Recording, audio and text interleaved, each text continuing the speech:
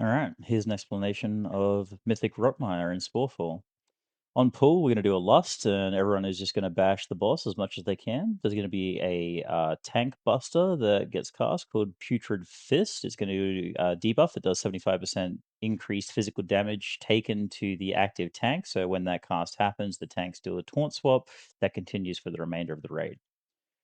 The next thing that's going to happen is we're going to have some green circles and some white circles that spawn on the floor. The one in particular we want to look out for is the white circle because that's going to dictate where the entire raid moves. Inside the white circle is going to be a spore cap that forms, and inside the green circles, there's going to be shroomlings and funglings that spawn. The tank is going to run across to the spore cap and pull across Rotmire on top of the spore cap over here. That's the first thing that's going to happen. The next thing that's going to happen is some players within the raid are going to be targeted by the funglings and the shroomlings. If a shroomling targets you, you're going to have a line on you that's green connecting it and making it focus on you and chase you around. And if a fungling is attached to you, it's going to be a red line that connects to you. The color of those lines will help differentiate what you do shortly. There's also going to be three players throughout this or throughout the entire raid that are hit by a thing called festering vines. It's going to slow your movement speed by about 30%. It's going to leave behind a permanent hazard in the raid, and therefore you should be grabbing those and moving them to the edges of the room if you're targeted by one of those abilities, which is signified by a big green circle under your feet. Now, if you're the raid leader, what you want to do here is once the tank has grabbed Rotmire and brought him over to where the spore cap is, you're going to be putting down a raid marker and you're going to be pinging it to make it clear to the raid exactly where they are going to be moving all of the funglings. So the funglings are the ones, again, that are connected to different players within the raid by the red fixate line. The shroomlings are connected by the green fixate line. They are eventually going to be taking over here on top of this spore cap. Because the spore cap is going to be casting an ability that needs to be interrupted. And we're going to have these three leftover things behind from the festering vines that were cast on people at the beginning. Now, here's a little explanation of how the movement would work. So here's the raid marker that's down here for the funglings. This player here has a fungling connected to him, so he's going to be pulling this fungling down to where he is. We're going to kill it there on the raid marker. This one here is the same as focusing this guy, so he's run over to the raid marker. He's going to be pulling that fungling across to him. And then if you've got the shroomlings on you, which is connected by the green tether, you're going to be running on top of where the spore cap is, so we can have all of the corpses of the two sets of groups killed in two separate locations close to one another for later in the raid. So in this next image here, all you can really see is that this shroomling got brought over to here on that route and placed in that stack. This fungling over here was brought from where it originally spawned all the way over and left in its stack as well.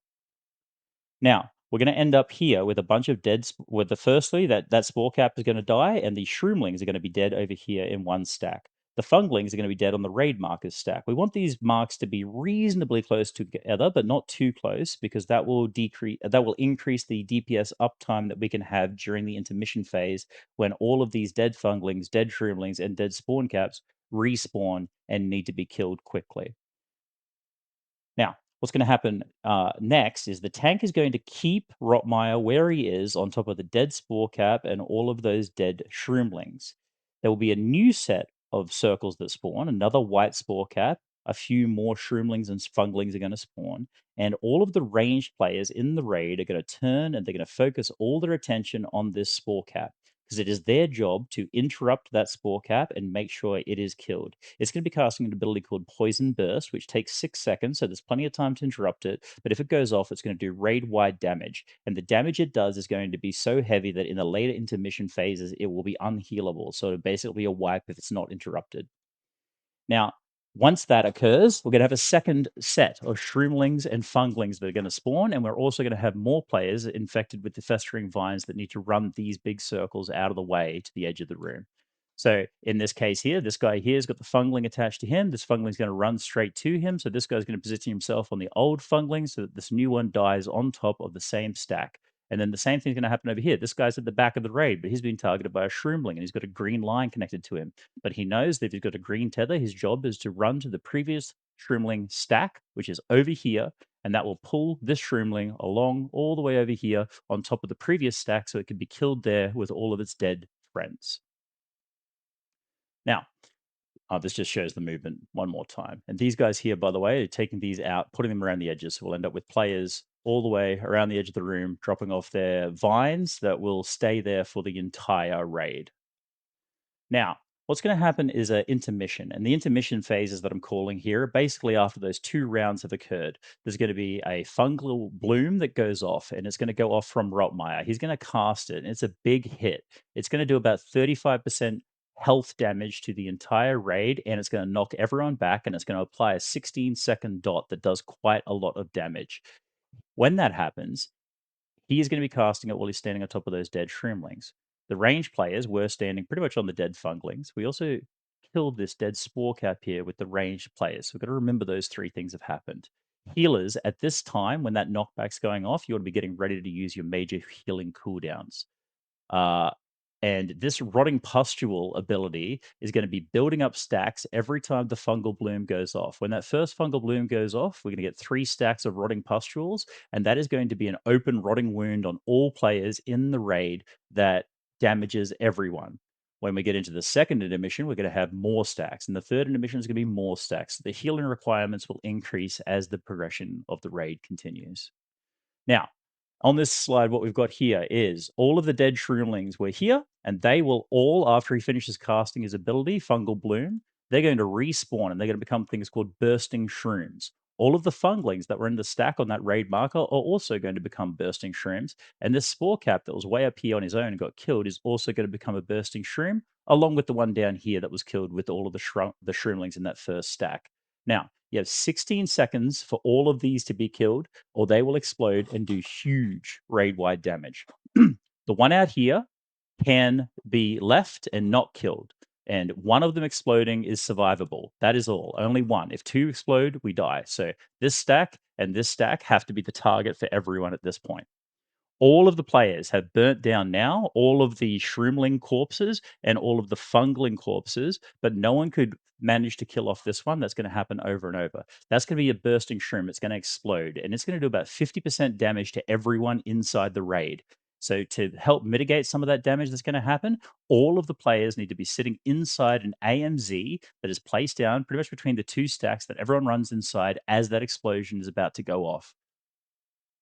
Now, that's it. That's the whole fight. The difficulty of the fight, though, is when you get to the second cycle, you do everything we just saw a second time, and we get back into a second intermission. And when we get back into the second intermission and we have another cast fungal bloom from Rotmire, this time, because of the building up stacks of rotting pustules that are going off on everyone, we're going to end up with 6 stacks at this point instead of the 3 stacks we had in the first intermission, which means instead of that big hit doing about 35% damage to everyone, it's going to do about 45% damage to everyone. It's going to apply a dot to everyone, and we're going to be healing through that dot while also trying to counter the rotting pustule stacks that have also now increased, as well as the bursting shroom explosion you saw a moment ago, which is going to increase its damage as well. So everyone needs to be making sure that they are sitting under those AMZs at that time. It's going to go off a third time. And this time, everyone's going to take more damage again because everyone's already taking damage due to these stacks of rotting pustules that are building up. So everyone now is going to have 9 stacks on the third cycle when we do this the third time. The healing pressure becomes immense at this point, and there's some specific ways we can try and deal with the third cycle in particular, because that is the point at which most raids wipe. So, oh, and by the way, if you ever get to a fourth one, you're dead because when that fourth fungal bloom goes off, it's basically unhealable. You end up with 12 stacks of running pustules and the whole raid is dead. So, the easiest way to make sure that we can continually be successful through the third intermission and all the intermission phases, to be fair, is very briefly explained here. So, step 1, as the cast is going off that does the knockback from Rotmire in the intermission phase, we put down a darkness just behind him. All players, the melee players, run into the darkness. The ranged players also run into the darkness. So when the knockback happens, some of the players don't take as much damage as everyone else did. The dot still gets applied to the whole raid for 16 seconds. During that 16-second window, the next thing that everyone in the raid should be thinking about is using a major defensive that will be lasting long enough that it's still active as the explosion goes off from the bursting shroom. Everyone in the raid should also be considering at this point here using a raid pot. And really, this raid pot I'm mostly talking about is for the third intermission, because that moment there is the point at which the most raids wipe. The third intermission is the hardest point. You can use this throughout all of the intermissions, the same idea, darkness, defensives, and AMZ, but save your health pot to use in the third intermission phase, and that might keep you alive through that 16-second dot. And finally, the next thing that needs to happen is we have to, in the third intermission phase, have everyone sitting inside at least one AMZ. If you can bring a second DK, fantastic. You can have one sitting there while all the rot damage is going off that everyone sits inside. You can have another one ready for when the huge explosion goes off as well. But you really just need to make sure that during the third intermission phase in particular, you got a darkness everyone sits within, everyone's ready to use a raid pot, everyone's going to have a major defensive that helps through the ticking damage of the dot, but also is still active as the explosion goes off. And that's it. That's the whole raid. Once you've got that complete, you just healers are going to have some pretty immense pressure on them.